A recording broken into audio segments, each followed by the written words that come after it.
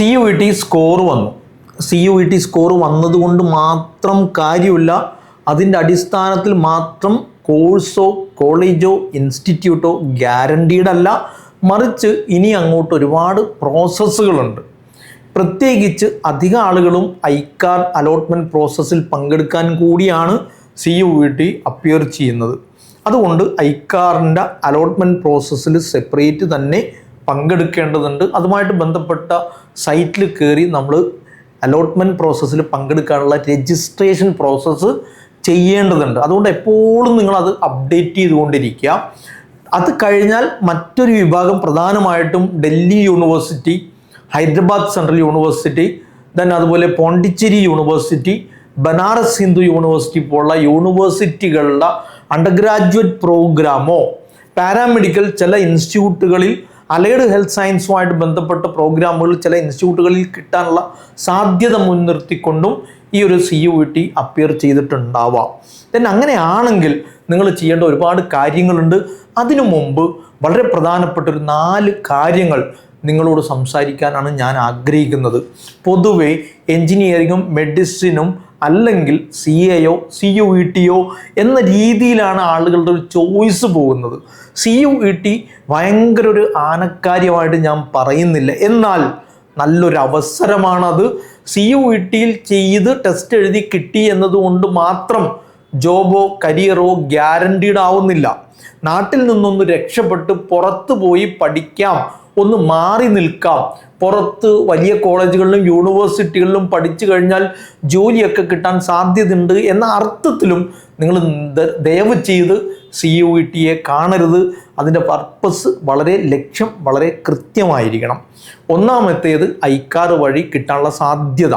ഐക്കാർ വഴി കിട്ടാൻ സാധ്യത എന്ന് പറയുമ്പോൾ ഒരു 550 മുതൽ താഴെ ഇങ്ങോട്ട് 380, 360 വരെ സ്കോർ വരുന്ന കുട്ടികൾക്ക് സബ്ജക്റ്റിൽ ഫിസിക്സ്, കെമിസ്ട്രി, ബയോളജി അല്ലെങ്കിൽ ഫിസിക്സ്, കെമിസ്ട്രി, മാത്സിൽ സ്കോർ വരുന്ന ആളുകൾക്ക് ഐക്കാറിലെ അഗ്രികൾച്ചർ മുതലുള്ള പ്രോഗ്രാമുകൾ വിവിധ യൂണിവേഴ്സിറ്റികളിൽ ഓൾ ഇന്ത്യ അലോട്ടഡ് സീറ്റിൽ റിസർവ്ഡ് സീറ്റിൽ കിട്ടാൻ സാധ്യതയുണ്ട് എന്ന സാധ്യതയാണ് അതിൽ പരിശോധിക്കാൻ പറ്റുന്നത്.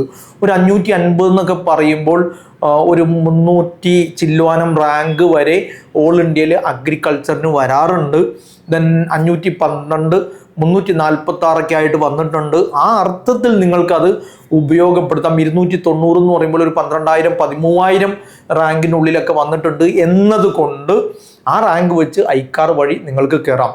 ഒരു 7,500, ഒരു 10,500 വരെയുള്ള റാങ്കുകാർക്ക് അഗ്രികൾച്ചർ കിട്ടാൻ സാധ്യതയുണ്ട് എന്നത് ഉപയോഗപ്പെടുത്താം. ഐക്കാർ വഴി ആകുമ്പോൾ പ്രധാനപ്പെട്ട നല്ല യൂണിവേഴ്സിറ്റികളിൽ കയറാനുള്ള സാധ്യതയും ഒരു പ്ലേസ്മെൻറ്റ് ഓറിയൻറ്റേഷനും വന്നേക്കാം. ആ അർത്ഥത്തിൽ നിങ്ങൾക്ക് ഐക്കാർ ഉപയോഗിക്കാവുന്നതാണ്.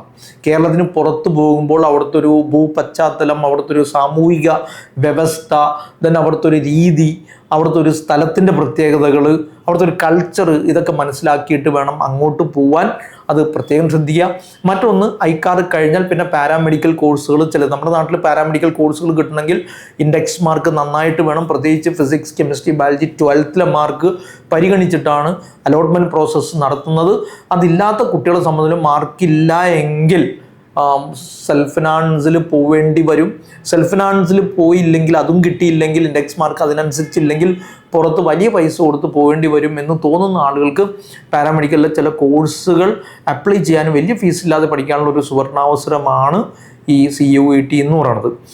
മൂന്നാമത്തെ വളരെ പ്രധാനപ്പെട്ട ഒന്ന് ഡിഗ്രികളാണ്. Physics, chemistry, maths, zoology, biological science, medical science, അതുപോലെ life science, economics, politics, geography, history, കൊമേഴ്സിൽ BCom, BBA പോലുള്ള പ്രോഗ്രാമുകൾ ചില ഇൻസ്റ്റിറ്റ്യൂട്ട്, പ്രത്യേകിച്ച് ഡൽഹി യൂണിവേഴ്സിറ്റി കീഴിലുള്ള ചില കോളേജുകളിൽ അത്യാവശ്യം നന്നായി പ്ലേസ്മെൻറ്റ് നടക്കുന്നുണ്ട്.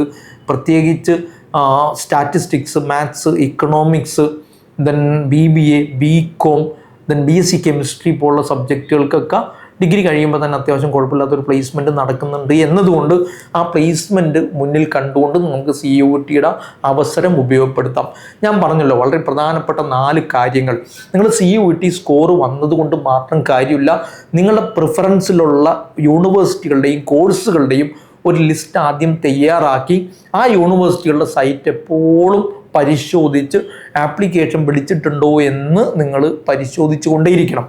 കിട്ടിയ സ്കോർ ഏത് യൂണിവേഴ്സിറ്റിയാണോ നിങ്ങൾക്ക് താല്പര്യമുള്ള ഏത് കോഴ്സാണോ അതത് യൂണിവേഴ്സിറ്റികളുടെ സൈറ്റിൽ കയറി മാർക്ക് സബ്മിറ്റ് ചെയ്ത് കഴിഞ്ഞാൽ ഒരു ഇൻഡെക്സ് റാങ്കും അതുപോലെ തന്നെ ഒരു മെറിറ്റ് റാങ്കും ക്രിയേറ്റ് ചെയ്യും. അതിൻ്റെ അടിസ്ഥാനത്തിൽ നമുക്ക് അവിടെ അഡ്മിഷന് നേടിയെടുക്കാവുന്നതാണ്. പ്രത്യേകം ശ്രദ്ധിക്കേണ്ട കാര്യം, പല യൂണിവേഴ്സിറ്റികളുടെയും അഡ്മിഷൻ പ്രോസസ്സിനുള്ള ടൈം 3-4 ദിവസം മാത്രം ഒതുങ്ങി നിൽക്കുന്നതാവും. അതിനുള്ളിൽ അപേക്ഷിക്കണം. മീൻസ് സെലക്റ്റഡ് ആയാൽ വേഗം തന്നെ ഫീസ് അടക്കണം. ചിലയിടത്ത് ഫിസിക്കലി നമ്മൾ ഹാജരാവണം. ഇതൊക്കെ മുന്നിൽ കണ്ടുകൊണ്ട് നിബന്ധനകൾ കൃത്യമായി വായിച്ചിട്ട് വേണം നിങ്ങൾ ഈ മാർക്ക് സബ്മിറ്റ് ചെയ്ത് അവിടുത്തെ അലോട്ട്മെൻറ്റ് പ്രോസസ്സിൽ പങ്കെടുക്കുക എന്നുള്ളത് പ്രത്യേകം ഓർമ്മിക്കുക. അഗ്രികൾച്ചർ ലൈക്കാറിൽ അലോട്ട്മെൻറ്റ് പ്രോസസ്സിനുള്ള രജിസ്ട്രേഷൻ മാത്രമല്ല, അത് കഴിഞ്ഞാൽ ഓപ്ഷൻസ് ഫില്ല് ചെയ്ത് കൊടുക്കണം. അത് കൃത്യമായിട്ട് ചെയ്യുക. അതിൽ എന്തെങ്കിലും കൺഫ്യൂഷൻ ഉണ്ടെങ്കിൽ കോഴിക്കോടുള്ള കരിയഗുരു ഓഫീസിൽ വന്ന് അതിൻ്റെ ഉപദേശങ്ങൾ നിർദ്ദേശങ്ങൾ സ്വീകരിക്കുക. നമ്മൾ ഇവിടുന്ന് ഓപ്ഷൻസ് ഒക്കെ ഫില്ല് ചെയ്ത് കൊടുക്കുന്ന ഒരു പരിപാടിയുണ്ട്. ആ ഒരു പദ്ധതി അല്ലെങ്കിൽ ഒരു സഹായം നിങ്ങൾ ഉപയോഗപ്പെടുത്താവുന്നതാണ്. ഇനി ഡിഗ്രിക്ക് പോകുമ്പോൾ, പാരാമെഡിക്കൽ കോഴ്സൊക്കെ പോകുമ്പോൾ നേരത്തെ പറഞ്ഞ അതത് കോളേജുകളും യൂണിവേഴ്സിറ്റി എവിടെയാണുള്ളത് അതൊന്ന് ലിസ്റ്റ് ഔട്ട് ചെയ്ത് അതിൽ ഏതിനാണ് മുൻഗണന കൊടുക്കേണ്ടത്, ദെൻ അതിൻ്റെ ഓരോ സൈറ്റും ഓരോ യൂണിവേഴ്സിറ്റികളുടെയും സൈറ്റിൽ കൃത്യമായി കയറി ഓപ്ഷൻസ്. ഡൽഹി യൂണിവേഴ്സിറ്റിയുടെ പ്രോസസ്സ് തുടങ്ങുകയാണ് നാളെയും മറ്റന്നാളൊക്കെ ആയിട്ട്. അതുകൊണ്ട് അത് ശ്രദ്ധിക്കുക. അതുപോലെ തന്നെ ഐക്കാറിൻ്റെ എപ്പോഴും പരിശോധിച്ചുകൊണ്ടിരിക്കുക. അതിൻ്റെ സൈറ്റിൽ ഫ്രണ്ട് പേജിൽ അതിൻ്റെ നോട്ടിഫിക്കേഷൻ കൊടുത്തിട്ടുണ്ടാവും. അത് പരിശോധിക്കാവുന്നതാണ്. പോണ്ടിച്ചേരി യൂണിവേഴ്സിറ്റിയുടെയും ഹൈദരാബാദ് സെൻട്രൽ യൂണിവേഴ്സിറ്റി അങ്ങനെ തന്നെ നോക്കണം. അപ്പോൾ അതുകൊണ്ട് ശ്രദ്ധിക്കേണ്ടത്, റാങ്കിൽ സ്കോറിൽ വന്നു എന്നതുകൊണ്ട് ഗ്യാരണ്ടീഡ് അല്ല. ഓരോ സൈറ്റും പരിശോധിച്ച് നിങ്ങൾക്ക് താല്പര്യമുള്ള ഇൻസ്റ്റിറ്റ്യൂട്ടുകളുടെയും കോഴ്സുകളെയും ലിസ്റ്റ് ഔട്ട് ചെയ്യുന്നു. അതത് യൂണിവേഴ്സിറ്റിയുടെ സൈറ്റിൽ കയറി പരിശോധിക്കുന്നു. യഥാസമയം മാർക്ക് സബ്മിറ്റ് ചെയ്ത് അലോട്ട്മെൻറ്റ് പ്രോസസ്സിൽ പങ്കെടുക്കുന്നു. ഒന്ന്. രണ്ടാമത്തെ വളരെ പ്രധാനപ്പെട്ടൊരു കാര്യം നിങ്ങൾ ശ്രദ്ധിക്കേണ്ടത്, പുറത്തൊക്കെ ഈ യൂണിവേഴ്സിറ്റികൾ കിട്ടിക്കഴിഞ്ഞാൽ അത്തരം യൂണിവേഴ്സിറ്റികളിൽ പോകുമ്പോൾ അക്കാഡമിക്കലി അവിടെ ഭയങ്കര നല്ല പശ്ചാത്തലമാണ്. ലൈബ്രറി, ഇൻഫ്രാസ്ട്രക്ചർ, അധ്യാപകർ നിങ്ങൾ എത്രത്തോളം ഉപയോഗപ്പെടുത്തുന്നു എന്നതിനെ ഡിപ്പെൻഡ് ചെയ്യും നിങ്ങൾക്ക് അവിടെ നിന്ന് കിട്ടാനുള്ള റിട്ടേൺസ്. ഒരു നിലക്കും ഗ്യാരണ്ടീഡ് അല്ല നിങ്ങളവിടെ പഠിച്ചു എന്നതുകൊണ്ട് ജോബോ ഹയർ സ്റ്റഡീസോ വിദേശ ഫെലോഷിപ്പുകളോ ഗ്യാരണ്ടീഡ് അല്ല. നിങ്ങൾ എത്രത്തോളം വർക്ക് ചെയ്യുന്നു എന്നതിനനുസരിച്ചിരിക്കും. ഡൽഹി യൂണിവേഴ്സിറ്റിയിലും മറ്റു യൂണിവേഴ്സിറ്റിയിലൊക്കെ പോകുന്ന ആളുകൾ പലയിടത്തും ഈ അറ്റൻഡൻസ് ഒരു മസ്റ്റ്, അതിനൊരു ഭയങ്കര സ്ട്രിക്ട്നെസ് ഇല്ലാത്തതുകൊണ്ട് ക്ലാസ് കട്ട് ചെയ്യുകയും മാറി നിൽക്കുകയും ചെയ്യുന്ന ഒരു അവസ്ഥയൊക്കെ ഉണ്ടാവും. അത് അക്കാഡമിക്സിനെ ബാധിക്കും. ഇനീഷ്യലി ചെല്ലുമ്പോൾ തന്നെ നമ്മളൊരു കണ്ടൻറ്റും അവരുടെ കണ്ടൻറ്റും തമ്മിൽ കുറച്ച് ഡിഫറൻസ് ഉണ്ടാവും. കുറച്ചുകൂടി കണ്ടൻറ്റ് ഓറിയൻറ്റേഷൻ കൂടുതലായിരിക്കും. അണ്ടർ ഗ്രാജുവേറ്റ് ഓണേഴ്സ് ഡിഗ്രി പ്രോഗ്രാമുകൾ, ആ പ്രോഗ്രാമിൽ ചെല്ലുമ്പോൾ ഇനീഷ്യലി നമുക്കൊരു ഇത്തിരി ബുദ്ധിമുട്ടുണ്ടാവും. ഭാഷയുടെ പ്രശ്നമൊക്കെ ഉണ്ടാവാൻ സാധ്യതയുണ്ട്. ഫുഡിൻ്റെ പ്രശ്നമൊക്കെ ഉണ്ട്. ഇതൊക്കെ മുൻകൂട്ടി കണ്ടിട്ട് തന്നെ വേണം അവിടേക്ക് പോകാൻ. അങ്ങനെ പോകുമ്പോൾ ഈ ഡ്രോപ്പ് ചെയ്ത് പോരാനുള്ള അവസ്ഥ ഇല്ലാതാവും. ഡ്രോപ്പ് ചെയ്ത് പോകാനുള്ള ഒരു പ്രവണത ഇല്ലാതാവാനുള്ള സാധ്യത ഉണ്ട്. ഇത് പ്രത്യേകം ശ്രദ്ധിക്കുക. ദെൻ അവിടെ ചെന്ന് കഴിഞ്ഞാൽ പഠനത്തിൽ ഫോക്കസ് ചെയ്യുക. ആളുകൾ പൊതുവേ ചോദിക്കുന്ന സേഫാണ്, അവിടെയൊക്കെ പോയാൽ പ്രശ്നമല്ലേ? ഒരു ബുദ്ധിമുട്ടില്ല. നിങ്ങളുടെ സേഫ്റ്റി നിങ്ങളാണ് നിർണ്ണയിക്കുന്നത്. അനാവശ്യമായ ഒരു റിലേഷൻഷിപ്പും നിങ്ങളുടെ ഫിലോസഫിയും നിങ്ങളുടെ ഐഡിയോളജിയും നിങ്ങളുടെ പേഴ്സണാലിറ്റിയെയും കൺട്രോൾ ചെയ്യുന്ന രീതിയിലുള്ള ബന്ധങ്ങളിലേക്ക് പോവാതിരിക്കുക. ദെൻ ഒരു ലോക്കൽ ഉള്ള കളികൾ പരമാവധി ഒഴിവാക്കുക. അസമയത്ത് യാത്ര ചെയ്യാതിരിക്കുക.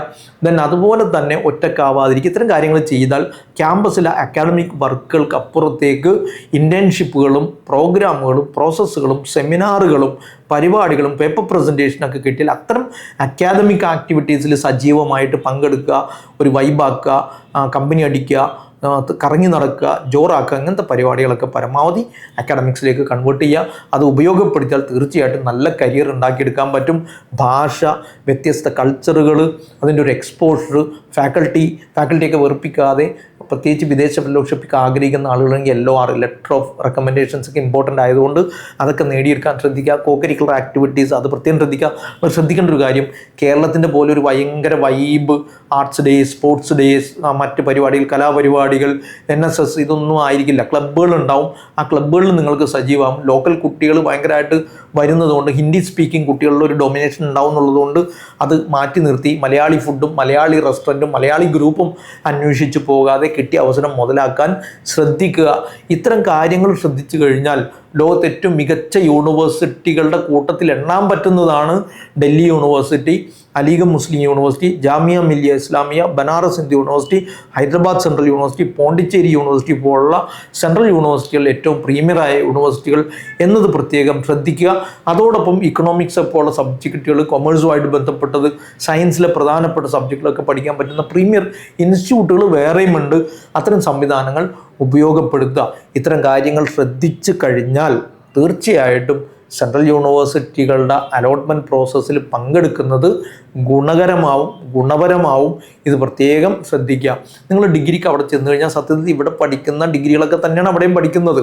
നിങ്ങൾ അതിനെ ഉപയോഗപ്പെടുത്തിയാൽ അവരുടെ അക്കാഡമിക്സ് നല്ലതായതുകൊണ്ട് നിങ്ങളത് ഉപയോഗപ്പെടുത്തി കഴിഞ്ഞാൽ വിദേശ ഫെലോഷിപ്പുകൾ നമ്മുടെ നാട്ടിൽ കിട്ടുന്നതിനേക്കാൾ ഈ സെൻട്രൽ യൂണിവേഴ്സിറ്റിയിൽ കിട്ടാനുള്ള ചാൻസ് ഉണ്ട് എന്നത് പ്രത്യേകം ശ്രദ്ധിക്കുക. മറ്റ് പ്രശ്നങ്ങൾ കൊണ്ട് ഡ്രോപ്പ് ചെയ്യാതിരിക്കാൻ ഇത് മുൻകൂട്ടി കണ്ടു കഴിഞ്ഞാൽ, മനസ്സിലാക്കി കഴിഞ്ഞാൽ ആ ഒരു കുഴപ്പം ഇല്ലാതാക്കി നമുക്ക് മുന്നോട്ട് പോകാൻ പറ്റും എന്നത് മനസ്സിലാക്കി CUET പരമാവധി ഉപയോഗപ്പെടുത്തുക. ദെൻ യൂണിവേഴ്സിറ്റികൾ ലിസ്റ്റ് ഔട്ട് ചെയ്യുക, കോഴ്സുകൾ ലിസ്റ്റ് ഔട്ട് ചെയ്യുക, ദെൻ അതിൻ്റെ പ്രാധാന്യം മനസ്സിലാക്കുക, എങ്ങനെ പഠിക്കണം, എന്തൊക്കെ ചെയ്യണം എന്നതിനെക്കുറിച്ച് വിശദമായി നമുക്ക് വീണ്ടും സംസാരിക്കാവുന്നതാണ്. നേരിട്ട് വരെ ഇത്തരം കാര്യങ്ങളിൽ ആശയക്കുഴപ്പങ്ങളുണ്ടെങ്കിൽ ഡൽഹി യൂണിവേഴ്സിറ്റിയുടെ കീഴിൽ കുറേ കോളേജുകളുണ്ട്. സ്റ്റീഫൻസ് ഉണ്ട്, ദെൻ അതുപോലെ തന്നെ ശ്രീറാം കോളേജ് ഓഫ് കൊമേഴ്സ് ഉണ്ട്, ലേഡി ശ്രീറാം ഉണ്ട്, ദേശബന്ധു ഉണ്ട്, ദെൻ ആത്മാറാം കോളേജ് ഉണ്ട്, സാക്കിർ ഹുസൈൻ, ഹിന്ദു, രാംജാസ്, ഹൻസ്രാജ്, ഈ കോളേജുകളിൽ ഏതാണ് സബ്ജക്റ്റുകൾക്കനുസരിച്ച് ഏറ്റവും മികച്ചത് എന്നതൊക്കെ തിരഞ്ഞെടുക്കാൻ നിങ്ങൾ കരിയർ ഗുരുവിൽ വന്നു കഴിഞ്ഞാൽ ആ സേവനം നമ്മൾ തരും, ഓപ്ഷൻസ് ഉണ്ടാക്കി തരും. കൃത്യമായിട്ട് ഫില്ല് ചെയ്ത് സബ്മിറ്റ് ചെയ്യാനാവട്ടെ എന്ന് ആശംസിക്കുന്നു. Bye. Career Guru, moulding your future.